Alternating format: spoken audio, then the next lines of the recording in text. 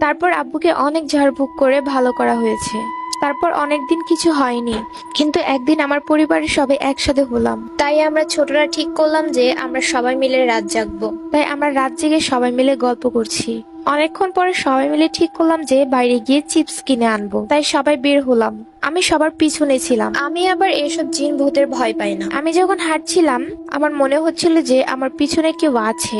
তাই ঘুরে দেখলাম, কই কাউকে দেখতে পেলাম না। আবারও সামনে ঘুরে হাঁটা শুরু করলাম। যখনই বাড়ির বাইরে যাব এমন সময় মনে হলো আমাকে কেউ পেছন থেকে ডাকছে। আমি আর পিছনে ঘুরলাম না, সোজা বের হয়ে আসলাম। তারপর সবাই চিপস কিনে বাসায় চলে আসলো। এসেই কিছুক্ষণ পরে সবাই যার যার মতো ঘুমাতে চলে গেল।